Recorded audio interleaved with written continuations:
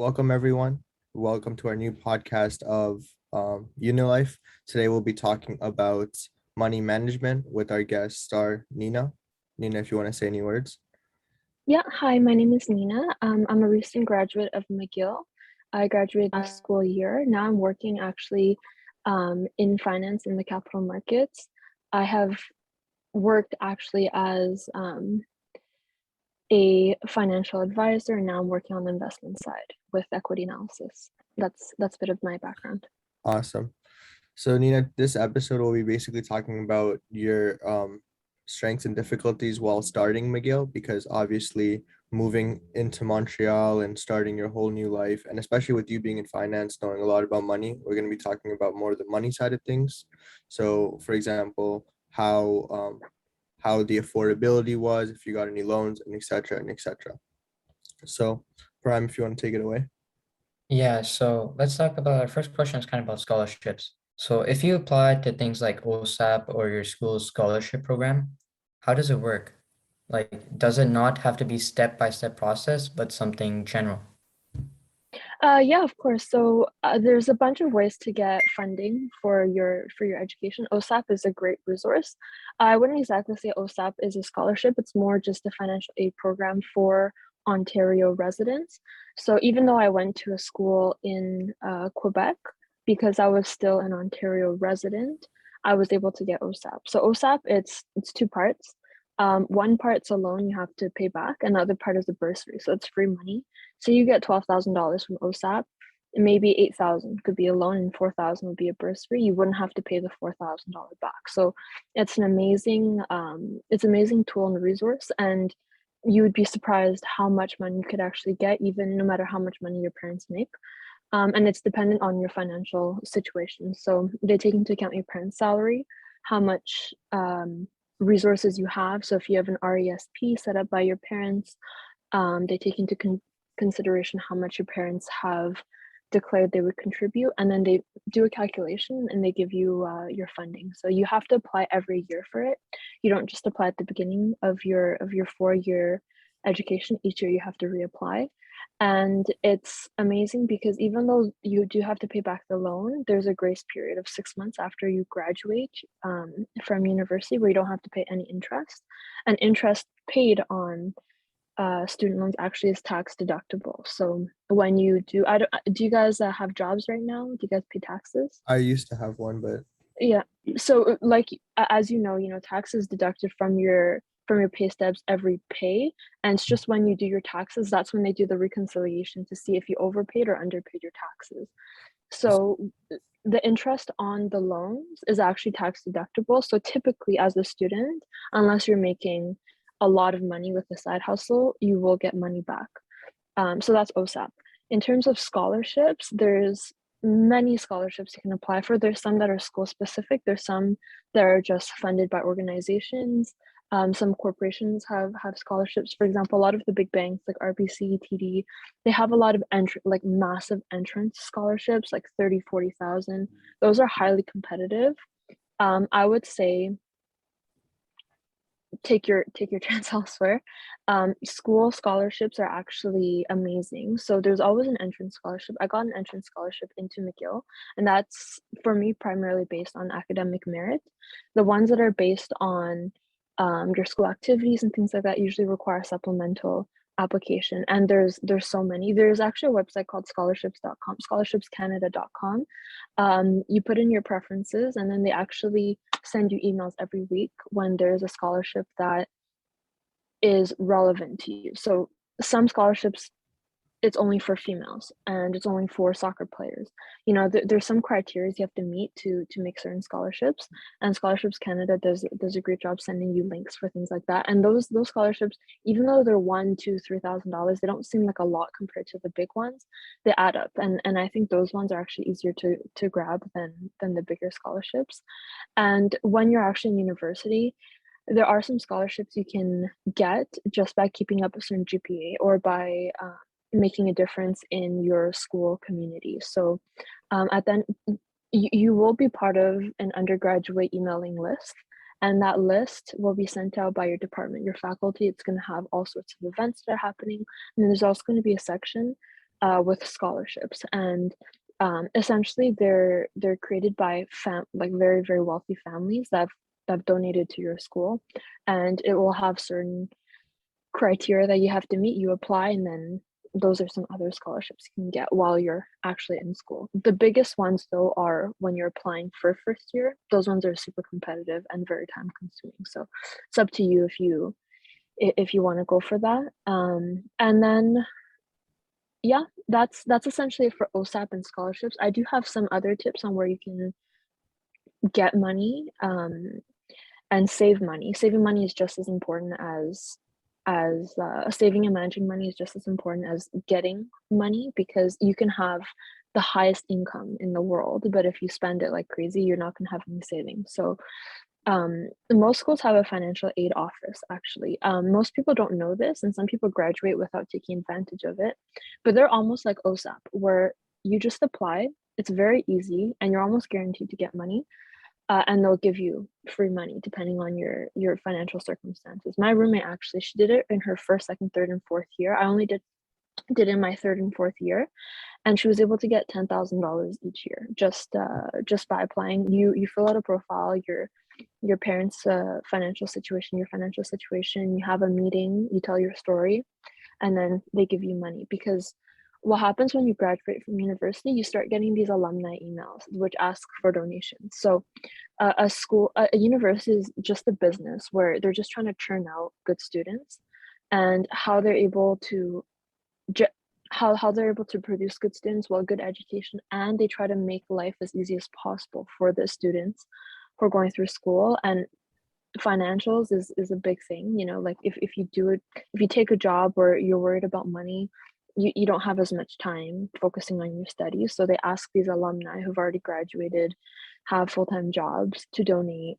They usually have a whole event, a donation week, a donation day, that and everything goes essentially back towards the students. So universities have a lot of money to give out too. Yeah, so like speaking of money management, like I have a friend who attends Ryerson, and he says that he gets $200 like per month for groceries. So is that something that McGill has to offer as well? Like, have you ever heard of that? Or So McGill doesn't have that. Mhm. Yeah, that's actually very very unique. I don't know if many universities actually give out money for living necessities. Okay, um so from my experience with McGill, they do have the financial aid office is the only place where you can actually get money, but there's a lot of resources on campus. So we have this place called Midnight Kitchen. I personally never utilized it myself, but it's a non-for-profit, it's a student group, but it's like free meals. So you go in, you can eat breakfast, lunch, dinner, um, and then it's based on donations. So you can give $2, you can give $10, depending. okay. And that money just goes back towards making meals, and they're also funded by the university. So that's how they get their money. So there's resources like this, and the more involved you are in your first year and you look out for resources and ask questions, you'll find out about these sort of things. You can really easily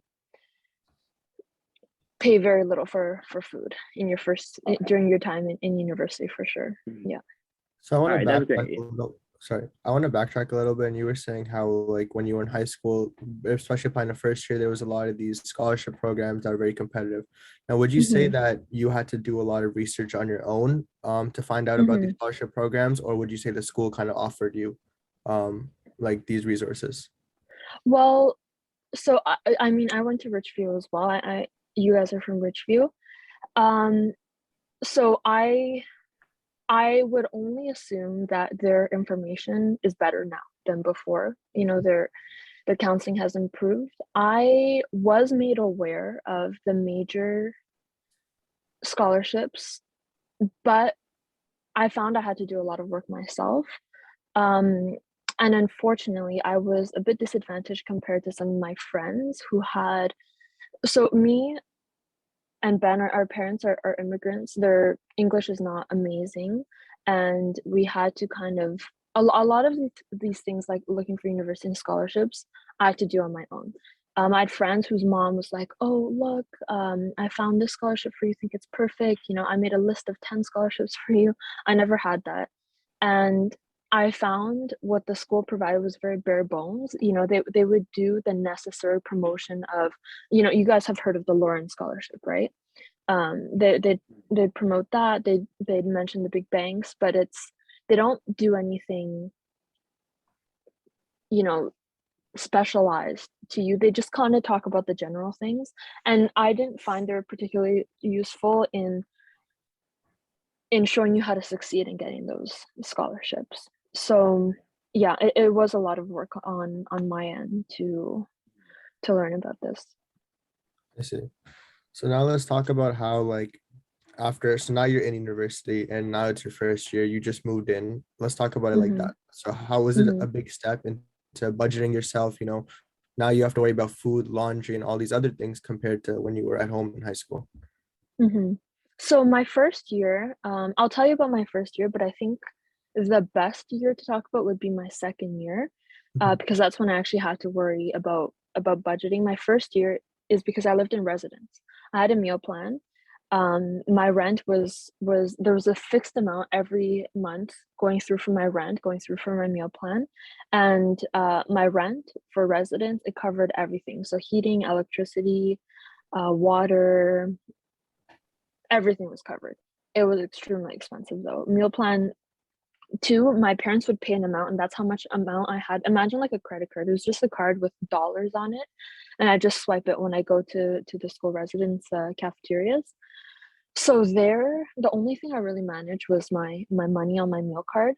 Um, but just to give you an idea of how expensive it was, I lived in a hotel styled residence. So I know a lot of schools don't have this, but McGill, they bought two hotels, oh, sorry, three hotels, and they converted each of those buildings into residence rooms. So, you know, when you go into a hotel, there's a typical room, two beds, and your own private bathroom with a few desks. So I paid 1,370 per month to share with a roommate. Now, is this Um, included with the meal plan or without the meal plan? Not without the meal plan. Oh my God. That's just, yeah, but they did have the normal dorms, where, you know, you share, you can be a single room or you share with a roommate, and then at the end of the hallway you have a bathroom, which is less expensive. That's probably, I believe, around 9 to 1,100 depending on the room. And I thought, you know, the private bathroom was worth the extra. So just to give you a comparison, my apartment that I moved in afterwards, year two, with a roommate, I had my own very large bedroom. She had her own very large bedroom. We had our own kitchen, living room, everything. I paid 650 a month, Wow. 650 compared to 1,370. So there's a big difference. I don't regret going to residence. If you guys are going to university, and you're considering residence, living on campus, I highly recommend it. It's the best way to get to know people. I was part of the inter-residence council because there was 11 buildings, and I would plan events for people in the residence. So if you're non-resident, you can come, which was actually most of first year was actually people living in residence. Even people from Quebec, from Montreal, they'd still live in residence because there's a lot of social activities that and benefit that you get. Okay. I see. No, that's good. Mhm. That's good. Yeah. So, would you say like your second year was, it was better financially, but was it harder because like you didn't have the meal plan and everything? Did you struggle with like finding food and groceries? Yeah, exactly. Oh, thank you for bringing me back to Yeah. that because I didn't actually touch on second year. Yes, second year was more affordable. I spent less money, Mhm. but nothing was set, right? So I actually had to go out and find an apartment. You know, that it's actually so fun, apartment hunting. You talk to superintendents, you look for the best price, location matters too. So that was one aspect. You have to create your own. In Quebec, we get our electricity from water, so we sign up for Hydro Quebec. You have to set up your own electricity account, make sure it links properly. We also had a gas stove, so I had to create a gas account. And then it's really, you have so much freedom. You could easily pay 50, 60 a week for food, or you can pay 200, 300 for food. It really depends on what you buy, you know, like if you go premium, if you go non-premium, depending how you manage. Yeah, so there's a lot of leeway. And what I decided was I set myself a plan for my first month and my second month, and then, but I would give myself flexibility. Say I said I would have 60 a week for groceries. I would be okay if I went over to 80. Because it was just a trial period. You never know if it's perfect, because you also don't know the prices of food once your first time grocery shopping for yourself. So after my first month, I looked at whether I went over and under. So if I went over, which I did, I increased it a little bit. Like I met myself in the middle. You know, if I do think I splurge a little bit on some treats, I know that's not representative of what I should be spending. So I adjusted my second month's uh budget to, and then I analyze the year just to see. Yeah. But it really depends on what city you're into, because prices are very different depending on And where you are. it's good to be honest with yourself to set like a reasonable budget that you know you can actually hit. You know, like you don't want to go too low and then become upset when you're spending more than that. So Exactly.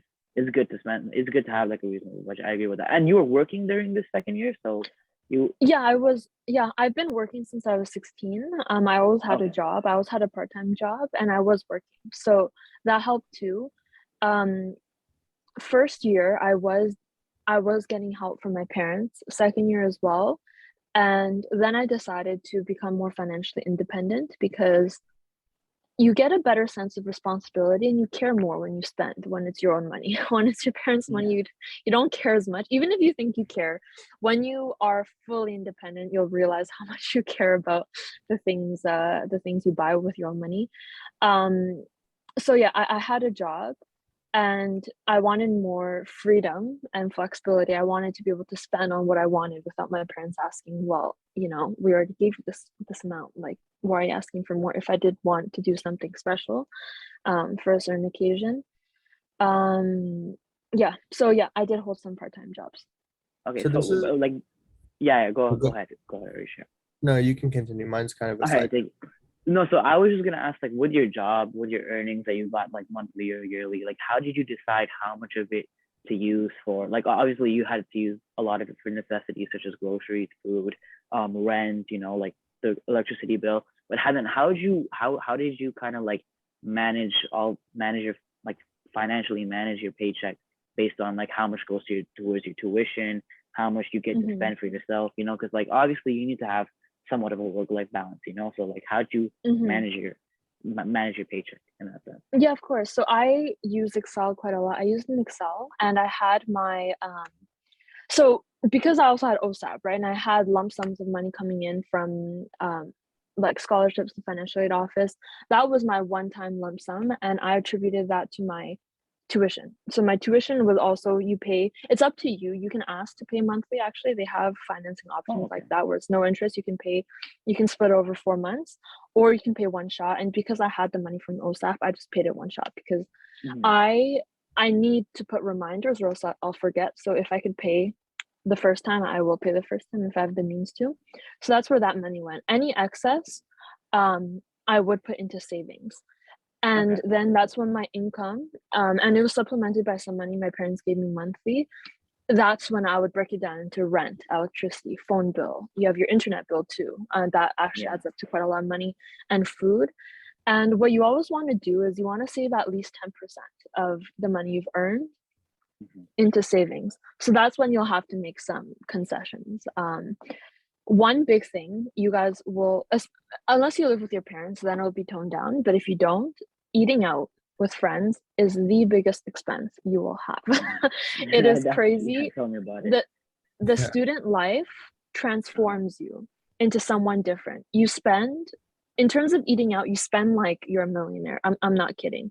I probably could have cut down on this, but I probably ate out 5 to 6 meals a week. Really? Wow. Yeah, and that was actually quite typical and average, of a lot of my roommate. Actually, she ate out at least twice a day, because it's a social, it's a it's almost like a two-in-one. You have so little time, you want to Yeah. socialize, so why Mm-hmm. not eat a meal and hang out with your friends? You kill two birds with one stone. So that's a big Exactly. reason why and also especially like Montreal, it's known for food. It has amazing restaurants. The campus is downtown. We're walking distance to amazing restaurants. You know, you you have no you wake up, you're tired, you don't want to prep lunch. So you just Yeah, go out, oh, exactly. I'll just buy a meal. And then you're tired after a day of studying. Oh, I'm just gonna go buy dinner. You know, it's very tempting when the restaurant is a 2-minute walk to You know, go buy food. I've seen like jokes. It's like, you spend 40 minutes preparing your meal, all right, and then you spend like 10 minutes eating it, and then 20 minutes on like washing the dishes. So it's like Yeah, you're almost exactly. spending an hour and a half on like just cooking when you can spend that Oh my time like gosh.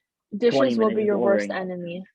Yeah, Yeah, dishes, you have so little time when you're a student, and then you see this massive pile of dishes, which will take easily an hour and a half to clean. Like, that's why roommates are also critical. Roommates is when I don't know if you guys have a section with like managing money tips, but roommates is I can go more into detail about that, but they're amazing in terms of managing your money too and time. They help with time too. that's true. Um, so yeah, so always save about 10%. And then I would like certain things can't be fixed, you know, like shop around for yourself and plan unless you want to keep your current. Your internet shop around, but those are fixed. You know, it's only your food that's variable. Heating, electricity, that really adds up. In the winter months, it was actually a shock to me. We paid every 2 months one bill. Fall, spring, summer, about 46 to $60 for 2 months. But in the winter, it went up to 250. Wow. 250. Oh my god. Yeah, between 150 to 250. So that you can manage, but you know, and there's go whichever if you guys are staying on Ontario, the website where you pay for your electricity, there's tips on how to save. So there's certain peak hours where if you reduce your electricity consumption, you actually save money. Like the price of electricity is actually different at different times of the day. So if you just know how to manage that, you know, you can charge your phone at the university. You can just use natural sunlight instead of actual light. You know, there's a lot of things you can do to reduce that bill, but then it's really food and eating out that you have to have discipline. Mm. And to have that discipline, just set 10% of your earnings aside, and then whatever is left. And it's not doable for everyone. Obviously, emergencies come up. Yeah, But then that's where the savings come. It's really for emergencies.